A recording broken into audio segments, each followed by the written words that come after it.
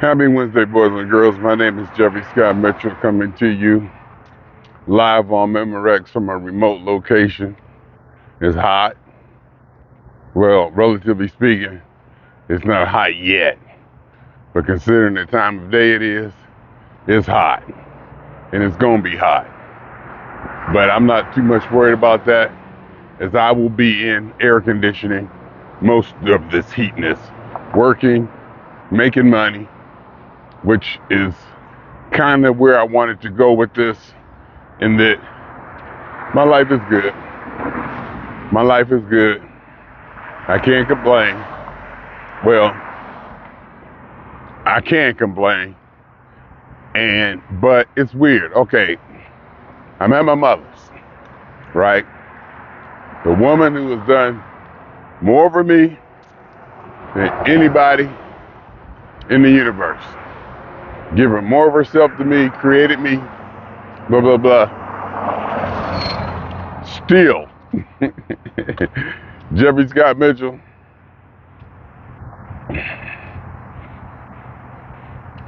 ain't my fault if I'm spoiled. It ain't my fault if I'm spoiled. And for the most part, considering what she's going through at her age and dealing with health issues and such, she's doing very good. I mean, as far as, taking care of her and being with her and all that, she's doing very good. But Jeffery Scott Mitchell has a high bar, a very high bar when it comes to Jeffery Scott Mitchell's personal space or personal world, or the energy or atmosphere or that sphere around him. Very high bar. I expect what I expect. No compromise. Minimal compromise. No, I expect no compromise. But I know that being human in this life, I have to settle to compromise and understanding and giving the human beings quirks and impediments on what I subjectively believe to be the way things should be around Jeffery Scott Mitchell.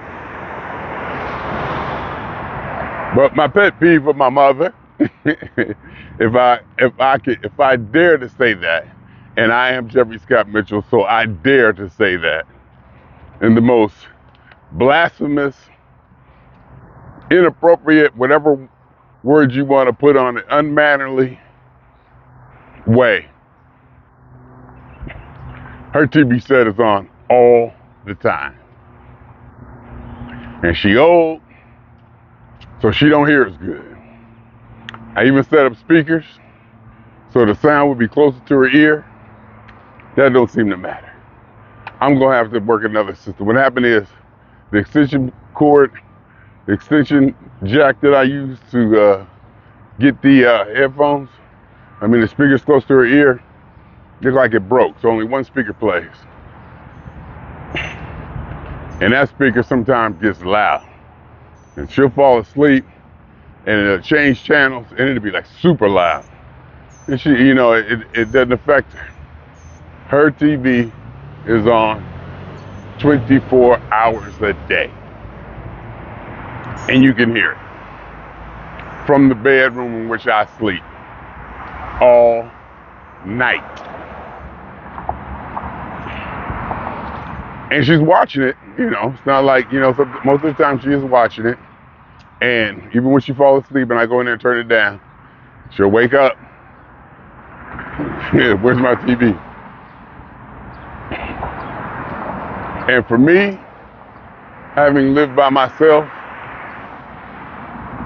for probably more than half my life, and the environment in which I've grown accustomed to, in which silence is golden, where I love and maybe even pursue a state where the only thing I hear is my voice in my head thinking, pondering, wondering. I've grown to almost be, I don't want to say addicted to that state, but I do love it a lot and I do enjoy being there. And a lot of times I find myself wanting to be there more than anything else. Something may come up, something cool, something funky, and I'm like laying there, we could just stay here and talk to ourselves and think to ourselves and stay within the Jeffery, uninterrupted. So I do know that I need to be tolerant, and tolerant is the word I want to use.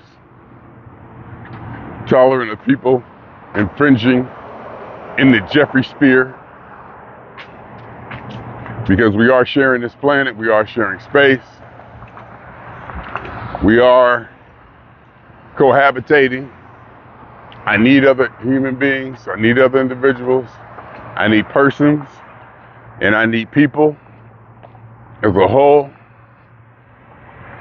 I am part of an organism. I understand that. But I do believe that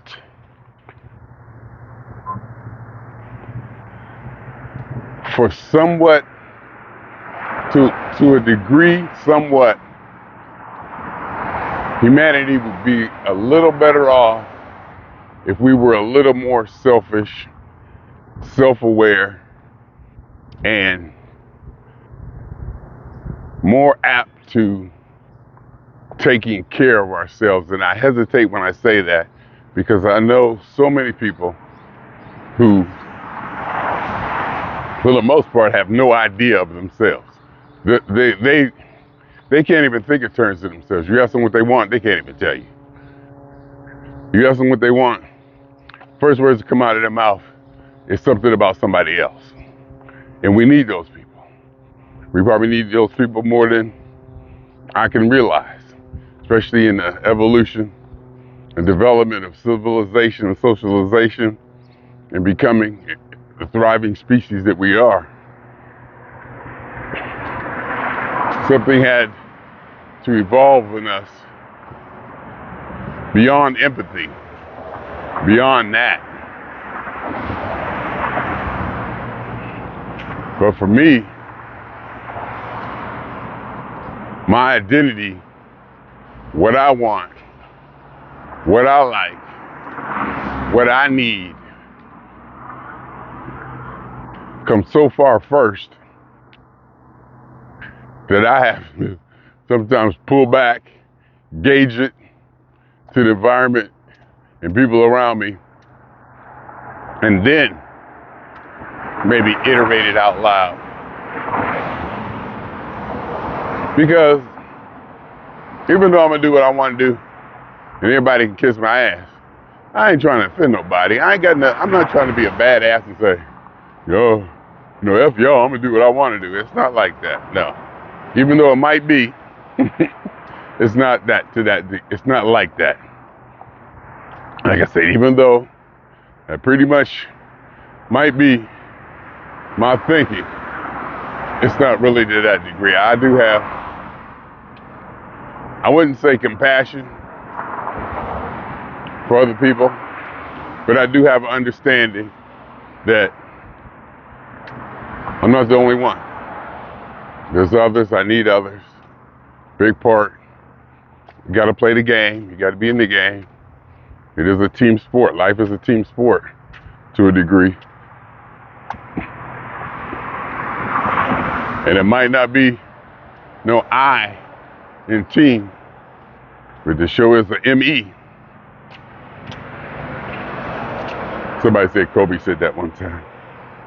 Wanted to use it. So, I'm staying at my mother's. Nice place, comfortable. air conditioning, accommodating. I really got no problems or nothing truly to complain about. I take that back. I have something to complain about. I probably don't have anything to worry about. There's a difference. Complaining about, I think it's human. I think complaining may even get a bad rap because a lot of times it's through complaining we discover what we need, especially me. If something bugs me or I complain about something 3 times, I go, okay, I gotta address this. And I address it because I don't want to be complaining about it. I want it fixed or eliminated. But I cut this on. Talk about that damn TV going on all night. All day. You just hear, you don't hear exactly what they're saying, but you can just hear it, as it vibrates against the walls. And it's not a big speaker, but the way the place is set up, my bedroom is right over hers right now, because I'm in a small bedroom, because my niece got the big bedroom, when I usually sleep in, and I can shut the door and do this and do that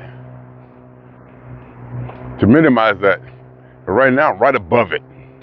I'm right above it, and I hear the reverberate. I just hear it all night. If an air conditioner cuts on, that white noise takes it away, and that makes me feel better. I was thinking maybe I could sleep with one earplug in, because technically, me being here, I need to be aware if she needs something or she call me or anything. So not to the point that where, I completely am out of it and completely detached. So I feel, I should be at least able to hear if she call me or need me or anything in the middle of the night while I'm asleep. And maybe for me,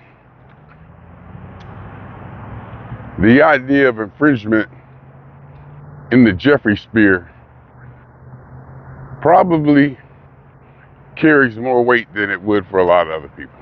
I'm sure there's a lot of people who don't even mind if people invade their sphere, probably not only even welcome it, beyond that, probably don't even know when people have invaded their sphere or boundary, if they even have one.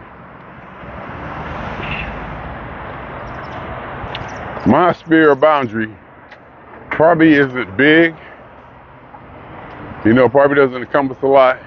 It's like if I'm walking to this corner, my sphere doesn't span all the way across to the other corner. I can care less what they're doing over there to a degree. I can, it doesn't matter. My sphere is probably moderate around me, but it's severe. It's severe and I'm highly sensitive to it. I'm just used to having things the way I want them. And it even comes down to how neat that I keep the place, how straightened up, dishes, cleaned up, and orderliness, a certain amount of orderliness that I'm used to. That when I go in other people's spheres, I know that, okay, you're in somebody else's space now. This is how they do it. Get along. But even with that, there's something in me that tries to implement or expose, or what's the word when you expand, or my ideas of the way things should be onto other people, hopefully gracefully. Hey, that don't even sound right, do it. Me being graceful. How can you be straightforward and graceful? Sure, you can do it. Takes a lot of work. Too much work. Forget it. Just gonna say what I gotta say, to a degree. But I'm a lot better. I say that but it's not true. I'm a lot better. Because I also found out that, and also think of it this way too, that, and this is part of my ego, that I'm so far above everything and everybody else that I have to take responsibility for their behavior in my sphere. I can't give them the opportunity to work out my sphere. So I gotta actually have control and responsibility. If I said that already, I got distracted. I thought somebody was talking to me. So they saw me doing the selfie stick thing. So I got distracted. And I, like when I'm walking, and I see somebody come walking towards me, we're like on the same path, I'll move over. I take that decision out of it. If I see an opportunity where I can eliminate another person's decision as they get close to the Jeffery sphere, I do that. I take responsibility. I take responsibility basically for everything that happens to me. That's just the way I go at it. It has served me well. I can't say this or that, or this happened and that happened and I couldn't. I take responsibility. When I wake up in the morning, my first thought is, what do I need to do to make it happen regardless? Racism, homophobiaism, whatever you want to call it, whatever, I don't even want to say homophobia, so I just made that up. But any kind of ism, any kind of discrimination, I still take the responsibility on myself to get what I want. Even if it's unfair. There is no fair or unfair. There's no good or bad. There's no right or wrong. It's just up to me to get what I want. That's the way I go at it. I don't care about slavery. I don't care about legacy, redlining, wealth inequality, blah, blah, blah, blah, blah, blah, perception, microaggressions.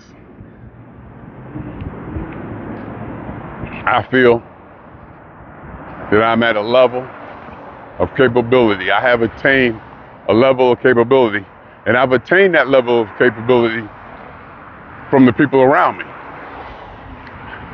Things have been contributed to me. People have taught me. I've learned from people. People have shown concern. And I'm not talking about teachers and my mother, parents, and adults. I'm talking about like friends and people around me. All my life, they've contributed to Jeffery. I can see it to where like even friends, 9, 10 years old, would show me things or do things for me. Say, hey, no, this is how this is done. This is the way we do this, or, you know, just trying to help me learn. I took all that in. I remember a lot of that stuff. Carry it with me to this day.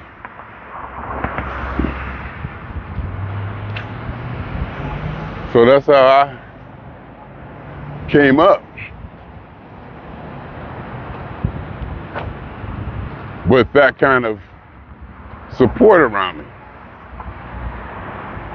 So it's like a fish don't know he's wet. I probably got it easy in life. Okay, no, probably. I probably had it easy. I took that easiness and learning and resources. I grew it to be something that I really understood and wanted. I tailored it for Jeffery, and I built the Jeffery that I wanted to be.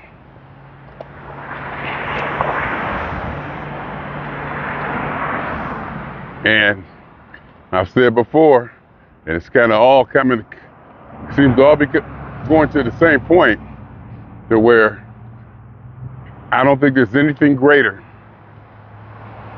than a human being becoming the person that they want to be. I don't think there's anything greater than a human being. I don't think there's anything greater than a consciousness a self-aware consciousness, as far as we know it, becoming whatever it is that they want to be. There's a diversity in that. It's 1,000% subjective, meaning my whatever I want to be is going to be different than yours. It could be different from society's. It could be this, it could be that. You want to be a murderer. If that's what you want to be, and you become the best murderer there is, who's to say? I don't think there's nothing greater than that. That's what you were led to become. That's what your consciousness pushes to. Good or bad. Mother Teresa, Martin Luther King, whatever. Good, just to become that. And that goes back kind of to my later thinking, my latest reasoning, that nothing matters. That nothing really matters. There is no ultimate good, bad, right or wrong, up or down. Everything is so subjective that even reality can be debated. The only thing that matters is self.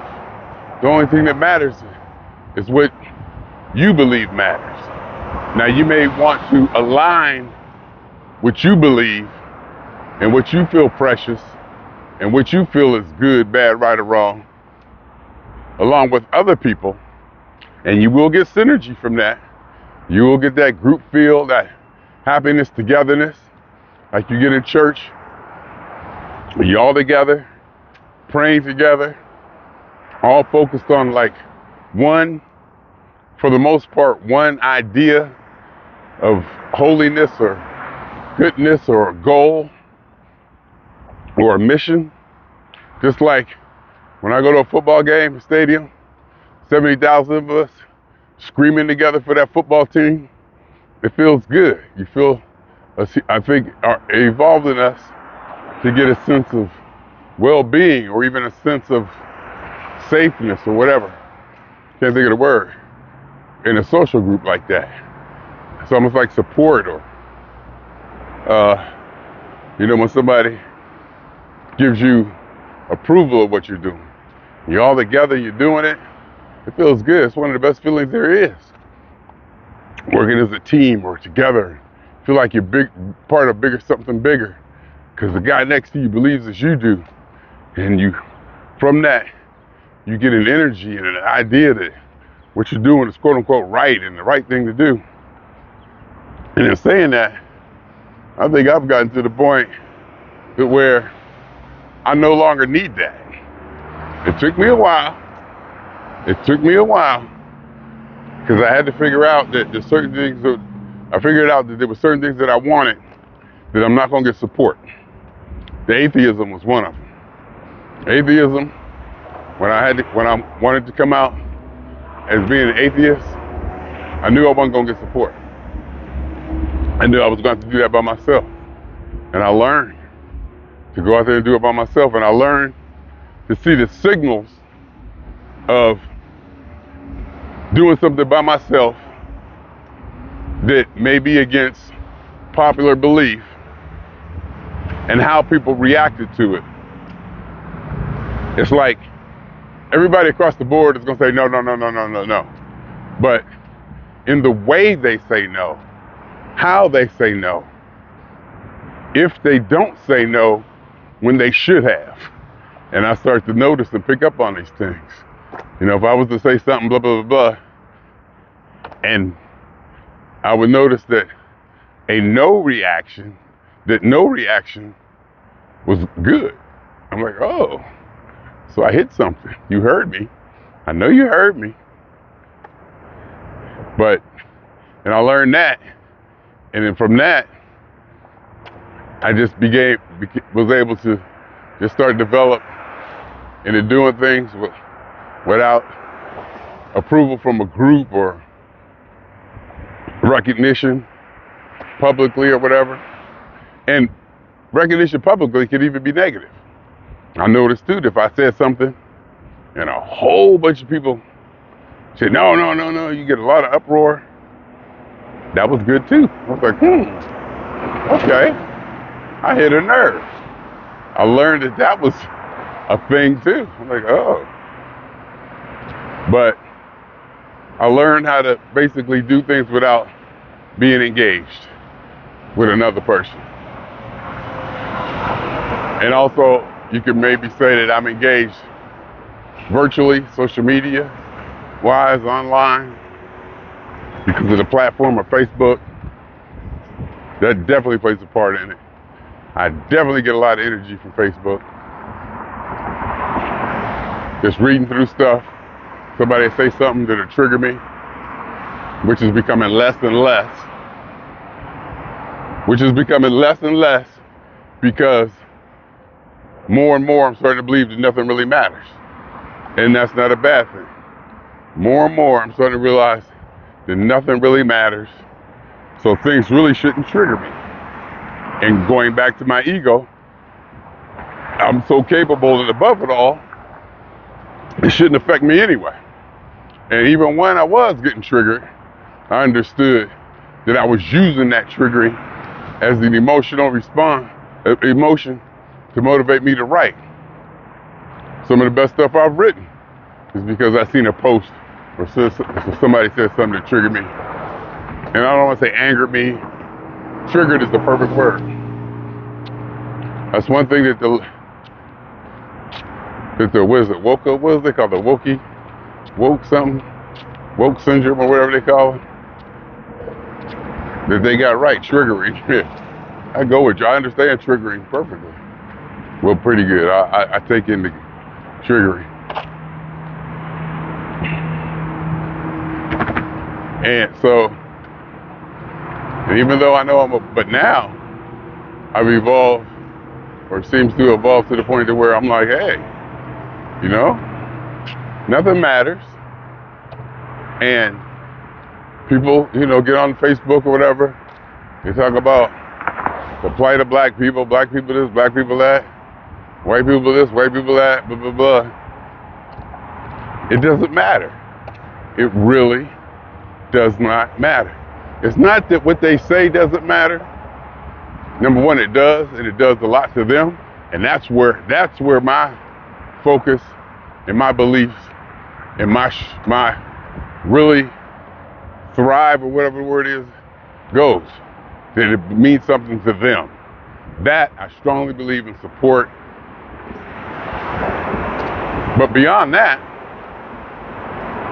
in a global universal sense, I'm like, nothing matters. So why should somebody getting online or on the Facebook feed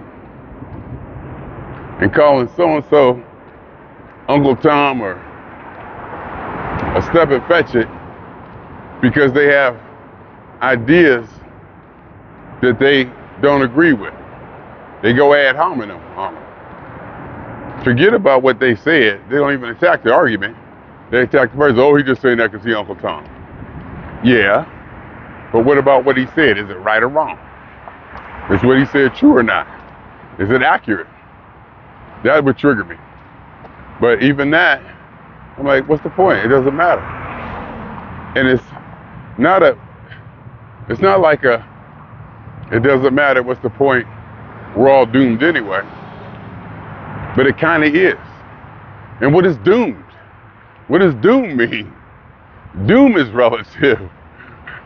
Even if humanity is doomed, what does that mean? Doom has a negative connotation.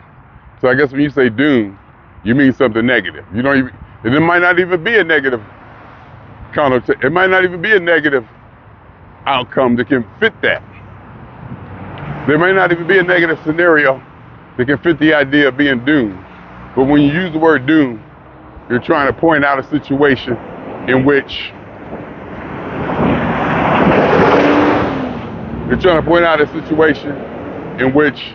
the outcome is looked at to be negative or bad, whatever bad again. Like I said, in my word, it comes all back again. In my world, there is no negative, good, bad, right or wrong. So a lot of that, it just doesn't matter anymore to me, because we're going to be okay. whatever okay means. See?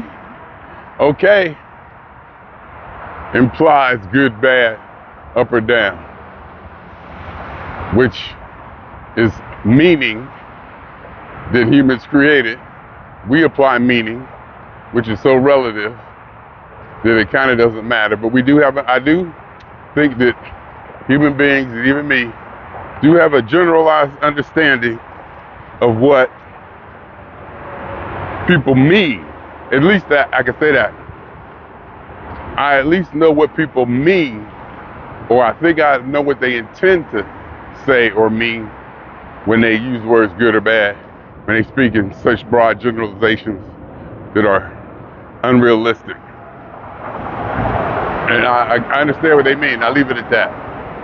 If I was to be a debater or a linguist or something and wanted to break it down into a scientifically point-by-point thing, I could probably destroy it. But sometimes you just know what the person means, even though they're not saying it right. And there was a time where I would take apart people's arguments, even though I knew what they meant, but they just weren't saying it right. And you get them frustrated, and you go on from there. Once you get them frustrated, you can do pretty much anything you want to with them. It's kind of a Donald Trump move. Well, he's famous for it now because he got Hillary a couple times on a national stage. But she tried to hold it together. But sometimes you just gotta let it go. Sometimes you just gotta let them have it. And we're gonna learn that one day. We're gonna learn that one day.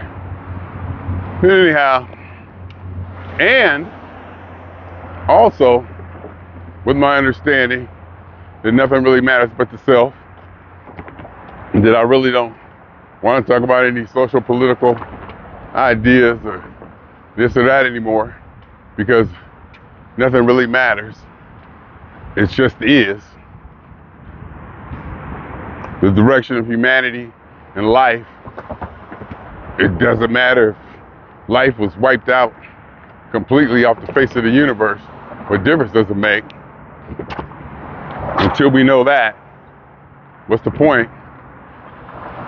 So maybe that comes back to me, to where more and more, the only thing I talk about is me.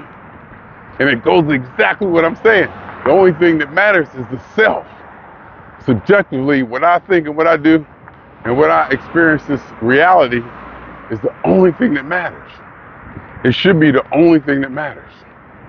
To a very high degree, and I just said that raw.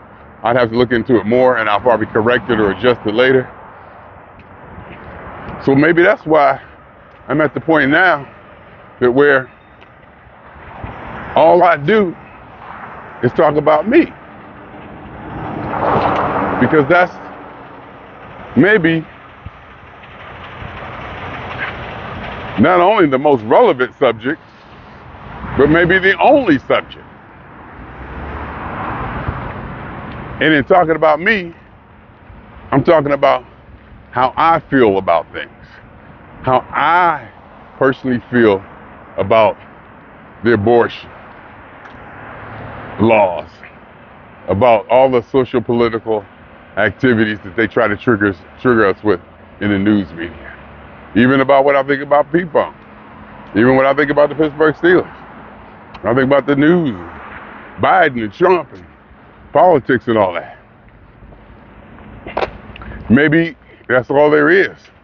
And this whole idea of self that I started years ago, and the more recent idea that I'm coming to conclusion I seem to be coming to, that nothing really matters, it all comes back to self and Jeffery. And that would be Jefferyism, where the individual places themselves at the center of the universe and realizes that everything, including reality, is subjective to each individual. And if they want to have a good or bad, if they want to believe in the Bible or the Quran or whatever book, That's up to them. It's all about what they want to do, the individual. It seems to be, and I was thinking also, there's probably topics and stuff that I've talked about here that I've repeated, or certain, stories I tell or anecdotes that I tell repeatedly. And I realize that I'm cool with that because there's something in me that keeps going back to that. And I like that. There's something in me that keeps going back to that for a reason, subconsciously, whatever. And I'll see it in the videos over and over, repetitively, and that point will be reinforced and I'll have to revisit it. Why did I keep bringing up that story? Why did I keep telling that same story over again? Why do I always fall back to that one? And then as I'm just talking, out here saying how I feel, what I think, how things affect me, what I believe. And if people were to do that and stop attacking other people, notice I don't even attack other people anymore. I stopped that years ago. I don't even attack anything anymore. I don't even care what other people think. And if I do, and it triggers me, I don't attack them. Number one, I believe that they're allowed to believe whatever they're allowed to be wrong. And that's just a funny way of, a cool, slick sound way to put it. Because, I don't believe there's nobody wrong. But they're allowed to be that. They're allowed to think that. And to condemn them or say, attack them for that, years ago I stopped doing that. So now I take that energy and I put it in to developing a output that contradicts that. Not even contradicted, maybe contradicted, but that explains how I feel. To explain how I feel. Just to put out there how I feel. Forget what you think, believe. You say something I strongly disagree with, I'm not going to attack you. You might not even know that you said it. It didn't, that I didn't agree with it. But sometimes I might place my little video or something in a place where I know you be meant to you. And sometimes I even have mentioned people, loosely, that let them know kind of that, hey, this person said something that I just, but I don't attack them. I just go after their argument at best. And I really don't go after their argument. I just try to say what I believe, how I think it should be. And I think if we can get to that, and so much less conflict talking or debating, and though I'm used to that, that's kind of what I've been primed on and quote unquote grew up with. Even in my podcast now, I tend to go to the ones that debate. So if I see like a Jordan Peterson versus Sam Harris, two people who I know, who I trust, have studied this craft, put in years of work. People I listen to who I know have pulled some of the greatest resources together and put them in a way that I just understand and I align with and I get. Even if I don't align with them or understand or agree with them, I understand them just so eloquently, and they did the work. When those two go up against each other, it's very interesting to hear what they got to say. Because they're like experts, quote unquote, experts. But in discussion, if we can get to where we just wake up in the morning and we see Trump did something we didn't like, instead of attacking him and saying he's stupid or this or that, or attacking him, present an alternative. Present an alternative or a belief of the way you think it should be handled, or why one way would be better. You don't even got to say, oh yeah, he did this. This is terrible. This is going to happen. This is going to be terrible. You can throw that. You can do everything you want. Number one, you can do everything you want. Everybody's going to do everything you want, and it really doesn't matter. But in my idea of it, in my idea of my Jefferyism, I'm just going to build. I feel inadequate if I don't build an argument. If I'm not building at something, if I'm tearing down, even if it's what you're doing, even if it's something that you disagree with, I don't feel that's the best method. But I want to build something up that just overtakes and outshines anything you may say or do, or something like that, or an argument or an idea. Build a better idea. Let the idea capitalism market take over and let the best idea win. Anyway, my name is Jeffrey. Swinging on y'all 2 times. For me, and for the funk. And for every elementary particle that's ever existed in any atom, in this, or in any universe that ever was, is, or will be. A totality of it all, a theory of universe, a hypothesis of all as one. My name is Jeffery.